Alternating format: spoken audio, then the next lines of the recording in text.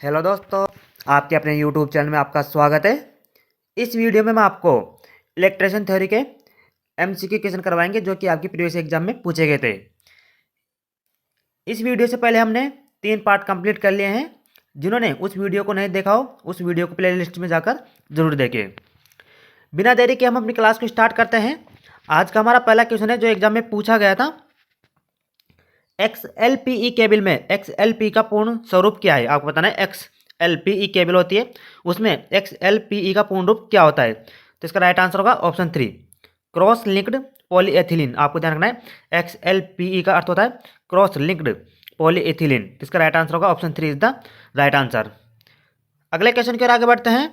अगला क्वेश्चन हमारा जो एग्जाम में पूछा गया था, an use for the measurement of power at 500 megahertz. आपको बताना है 500 मेगाहर्ट्ज तक की पावर को मेजरमेंट करने के लिए किसका यूज करते हैं। तो इसका राइट आंसर होगा ऑप्शन 3, वोलोमीटर। इसके लिए हम वोलोमीटर का उपयोग करते हैं। तो इसका राइट आंसर होगा option 3 is the right answer. आपको ध्यान रखना 500 मेगाहर्ट्ज तक की पावर को मेजरमेंट करने के लिए वोलोमीटर का प्रयोग करते हैं।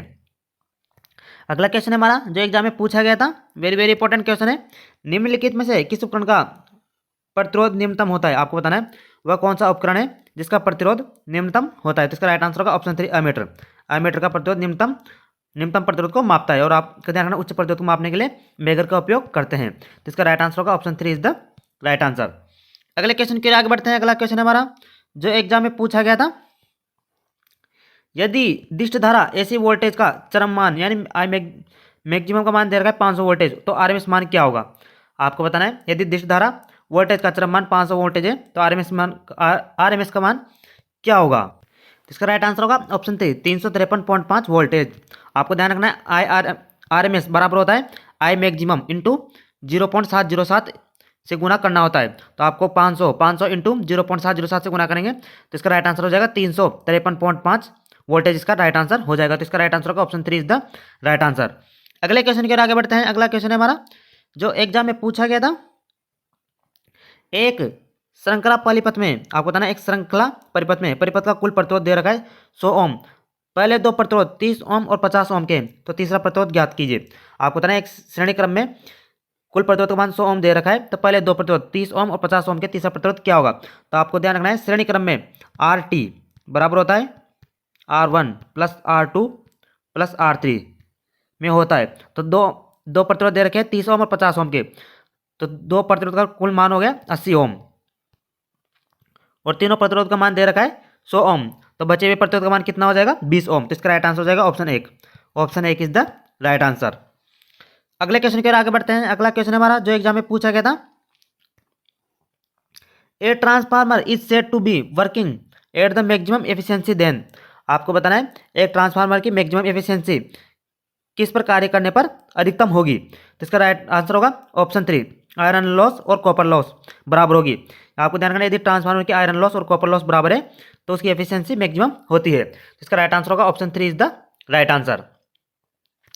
अगले क्वेश्चन के आगे बढ़ते हैं। अगला क्वेश्चन हमारा जो एग्जाम में पूछा गया था, आयरन निकल और कोबाल्ट कौन सी धातुएं हैं। आपको बताना है आयरन निकल और कोबाल्ट ये धातुएं कैसी होती है। तो इसका राइट आंसर होगा ऑप्शन 1, लोह चुंबकीय फेरोमैग्नेटिक। आयरन निकल और कोबाल्ट जो कि लोह चुंबकीय फेरोमैग्नेटिक धातुएं होती है। तो option 1 is the right answer. अगले क्वेश्चन के आगे बढ़ते हैं। अगला क्वेश्चन हमारा जो एग्जाम में पूछा गया था, विद्युत आघात से बचने की सर्वाधिक महत्वपूर्ण विधि क्या है। आपको बताना है विद्युत आघात से बचने की सर्वाधिक महत्वपूर्ण विधि कौन सी होती है। तो इसका राइट आंसर होगा ऑप्शन 4, उचित भूयोजन या अर्थिंग का होना। इसका राइट आंसर होगा option 4। Option 4 is the right answer. अगले क्वेश्चन के आगे बढ़ते हैं। अगला क्वेश्चन हमारा जो एग्जाम में पूछा गया था, ओम के नियम के अनुसार निम्नलिखित में से कौन सा विकल्प सही है। आपको बताना है ओम के नियम के अनुसार निम्नलिखित में से कौन सा विकल्प सही है। तो इसका राइट आंसर होगा ऑप्शन 2, V बराबर IR। आपको ध्यान रखना है V बराबर IR होता है। तो option 2 is the right answer. अगले क्वेश्चन के आगे बढ़ते हैं। अगला क्वेश्चन हमारा जो एग्जाम में पूछा गया था, ओवरलोड रिले से मोटर की सुरक्षा करती है। आपको बताना है ओवरलोड रिले जो कि मोटर से किससे सुरक्षा करती है। तो इसका राइट आंसर होगा ऑप्शन 2, अधिक विद्युत धारा। ओवरलोड रिले जो कि मोटर की अधिक विद्युत धारा आने से सुरक्षा करती है। तो option 2 is the right answer. अगला क्वेश्चन है हमारा जो एग्जाम में पूछा गया था, मापने वाले उपकरणों की गतिशील प्रणाली में हेयर स्प्रिंग किससे बना होता है। आपको बताना है मापने वाले उपकरणों की गतिशील प्रणाली में हेयर स्प्रिंग होता है वह किससे बना होता है? तो इसका राइट आंसर होगा ऑप्शन 2, यह फास्फर ब्रॉन्ज या फास्फोरस टिन युक्त कांसे से बना होता है। Option 2 is the right answer. अगले क्वेश्चन की ओर आगे बढ़ते हैं। अगला क्वेश्चन है हमारा जो एग्जाम, एक सार्वभौमिक या यूनिवर्सल मोटर के घूर्णन की दिशा को कैसे उलट दिया जा सकता है? आपको बताना है। एक यूनिवर्सल मोटर होती है, उसकी घूर्णन की दिशा को हम कैसे चेंज कर सकते हैं? तो इसका राइट आंसर होगा ऑप्शन 3, ब्रश लीड का अदला बदली करके। आपको ध्यान रखना है, उसकी ब्रश लीड होती है, उसको हम बदल कर इसकी घूर्णन की दिशा को हम चेंज कर सकते हैं। तो इसका राइट आंसर होगा option 3 is the right answer. अगले क्वेश्चन की ओर आगे बढ़ते हैं। अगला क्वेश्चन है the unit of luminous flux. आपको बताना है ल्यूमिनस फ्लक्स की इकाई क्या होती है? तो इसका राइट आंसर होगा ऑप्शन 3, ल्यूमन। ल्यूमन फ्लक्स की इकाई जो कि ल्यूमन होती है। Option 3 is the right answer. अगला क्वेश्चन है हमारा जो एग्जाम में पूछा गया था, निम्न प्रतिरोध का मापन के द्वारा किया जाता है। आपको बताना है निम्न प्रतिरोध का मापन हम किसके द्वारा करते हैं? तो इसका राइट आंसर होगा ऑप्शन 2, केल्विन के दोहरे सेतु या केल्विन डबल ब्रिज के द्वारा निम्न प्रतिरोध का मापन करते हैं। Option 2 is the right answer. और उच्च प्रतिरोध का मापन हम मेगर के द्वारा करते हैं। अगले क्वेश्चन की ओर आगे बढ़ते हैं। अगला क्वेश्चन है हमारा, stepper motor are mostly used for. आपको बताना है स्टेपर मोटर होती है वह सामान्यतः किस में उपयोग में की जाती है? तो इसका राइट आंसर होगा ऑप्शन 4, कंट्रोल सिस्टम एप्लीकेशन, यानी कि कंट्रोल सिस्टम एप्लीकेशन के लिए स्टेपर मोटर का प्रयोग किया जाता है। Option 4 is the right answer. अगला क्वेश्चन है हमारा, धनात्मक, आपको बताना है धनात्मक विद्युदाग्र या इलेक्ट्रोड को क्या कहते हैं? आपको बताना है जो धनात्मक होता है, धनात्मक इलेक्ट्रोड, उसे हम क्या कहते हैं? तो इसका राइट आंसर होगा ऑप्शन 1, एनोड। धनात्मक विद्युदाग्र को हम एनोड कहते हैं और ऋणात्मक विद्युदाग्र को हम कैथोड कहते हैं। तो इसका राइट आंसर होगा option 1 is the right answer.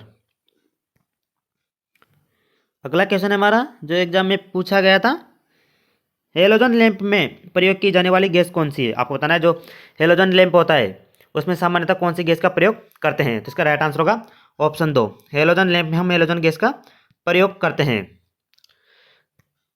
अगले क्वेश्चन की ओर आगे बढ़ते हैं। अगला क्वेश्चन है हमारा, निम्न में से VIR का सही पूर्ण रूप क्या है? आपको बताना है VIR होता है उसका पूर्ण रूप क्या होता है? तो इसका राइट आंसर होगा ऑप्शन 3, वल्केनाइज्ड इंडिया रबर, जो कि VIR का पूर्ण रूप होता है। Option 3 is the right answer. अगले क्वेश्चन की ओर आगे बढ़ते हैं। अगला क्वेश्चन है हमारा, पोकर का प्रयोग निम्नलिखित में से किसके लिए किया जाता है? आपको बताना है पोकर होता है उसका प्रयोग निम्नलिखित में से किसके लिए किया जाता है? तो इसका राइट आंसर होगा लकड़ी के स्क्रू लगाने हेतु और अग्रगामी या पायलट छिद्र निर्माण के लिए हम पोकर का प्रयोग करते हैं। आपको ध्यान रखना है, वेरी वेरी इंपॉर्टेंट क्वेश्चन है। पोकर का प्रयोग लकड़ी के स्क्रू लगाने हेतु और छिद्र निर्माण के लिए पोकर का प्रयोग करते हैं। अगले क्वेश्चन की ओर आगे बढ़ते हैं। अगला क्वेश्चन है हमारा, विद्युत धारा में वास्तविक शक्ति और आभासी शक्ति के अनुपात को क्या कहते हैं? आपको बताना है विद्युत धारा में वास्तविक शक्ति होती है और आभासी शक्ति के अनुपात को क्या कहते हैं? जिसका राइट आंसर होगा ऑप्शन 4, इसे हम पावर फैक्टर या शक्ति घटक कहते हैं। Option 4 is the right answer. आपको ध्यान रखना है वास्तविक शक्ति और आभासी शक्ति के अनुपात को पावर फैक्टर या शक्ति घटक कहते हैं। अगले क्वेश्चन की ओर आगे बढ़ते हैं। अगला क्वेश्चन है, घरेलू उपकरणों के तापीय तार या हीटिंग एलिमेंट किसके बने होते हैं? तो इसका राइट आंसर होगा ऑप्शन 3, या नाइक्रोम या निकल क्रोम के बने होते हैं। Option 3 is the right answer. घरेलू उपकरणों में जो ताप के तार या हीटिंग एलिमेंट होते हैं वह नाइक्रोम के बनाए जाते हैं। अगले क्वेश्चन की ओर आगे बढ़ते हैं। अगला क्वेश्चन है हमारा जो एग्जाम में पूछा गया था, मेगर द्वारा केवल रोधन परीक्षण में प्रावस्था के बीच और प्रावस्था के तटस्थ के बीच प्रतिरोध से कम नहीं होना चाहिए। आपको बताना है मेगर द्वारा केवल रोधन परीक्षण में प्रावस्था से प्रावस्था के बीच और प्रावस्था के तटस्थ के बीच प्रतिरोध किससे कम नहीं होना चाहिए? तो इसका राइट आंसर होगा option 3, 1 mega ohm. 1 mega ohm से कम नहीं होना चाहिए। तो इसका राइट आंसर हो जाएगा option 3 is the right answer. अगले क्वेश्चन की ओर आगे बढ़ते हैं। विद्युत रासायनिक या इलेक्ट्रोकेमिकल समतुल्य M निम्नलिखित में से किस संबंध को दर्शाता है? तो आपको ध्यान रखना है M बराबर होता है ZIT। Very very important question है, M बराबर होता है ZIT। आपको सूत्र याद रखना है, इससे एग्जाम में कोई ना कोई क्वेश्चन जरूर पूछते हैं। तो इसका राइट आंसर होगा ऑप्शन 3। अगले क्वेश्चन की ओर आगे बढ़ते हैं। अगला क्वेश्चन है हमारा, एक दिष्ट धारा उपमार्ग जनरेटर या DC शंट जनरेटर में होता है। आपको बताना है एक दिष्ट धारा उपमार्ग जनरेटर या DC शंट जनरेटर होता है, उसमें क्या होता है? तो इसका राइट आंसर होगा ऑप्शन 3, कुछ झुकाव वाली विशेषताएं होती है। Option 3 is the right answer. अगले क्वेश्चन की ओर आगे बढ़ते हैं। अगला क्वेश्चन हमारा जो एग्जाम में पूछा गया था, एक विद्युत धारा जो आवधिक रूप से परिवर्तित होती रहती है उसे हम क्या कहते हैं? उसे हम AC धारा कहते हैं। तो इसका राइट आंसर होगा option 4 is the right answer. अगले क्वेश्चन की ओर आगे बढ़ते हैं। दिष्ट धारा परिपथ या डीसी सर्किट का शक्ति गुणांक होता है। आपको बताना है दिष्ट धारा परिपथ में शक्ति गुणांक कितना होता है। तो इसका राइट आंसर होगा ऑप्शन है इकाई। डीसी धारा परिपथ में शक्ति गुणांक इकाई होता है। अगले क्वेश्चन की ओर आगे बढ़ते हैं। अगला क्वेश्चन है जो एग्जाम में पूछा गया था, निम्नलिखित में से क्या बहुड़ धारा एक अवगुण है। आपको बताना है निम्नलिखित में से बहुड़ धारा का एक अवगुण क्या होता है। तो इसका राइट आंसर होगा ऑप्शन 3 अनावश्यक ऊष्मा। अनावश्यक ऊष्मा जो कि एक बहुड़ धारा का अवगुण है। वोल्टेज घटाव, निम्न शक्ति गुणांक व कम धारा जो कि बहुड़ धारा के गुण है, और अवगुण जो कि अनावश्यक ऊष्मा का एक इसमें अवगुण है। तो इसका राइट आंसर होगा option 3 is the right answer. अगले क्वेश्चन की ओर आगे बढ़ते हैं। अगला क्वेश्चन है जो एग्जाम में पूछा गया था, 90 डिग्री कोणों के विशुद्ध माप के लिए प्रयोग किया जाने वाला एक उपकरण कौन सा है। आपको बताना है 90 डिग्री के कोण को नापने के लिए किस प्रकार के उपकरण का प्रयोग किया जाता है। तो इसका राइट आंसर होगा ट्राई स्क्वायर। इसके लिए हम ट्राई स्क्वायर का प्रयोग करते हैं। Option 3 is the right answer.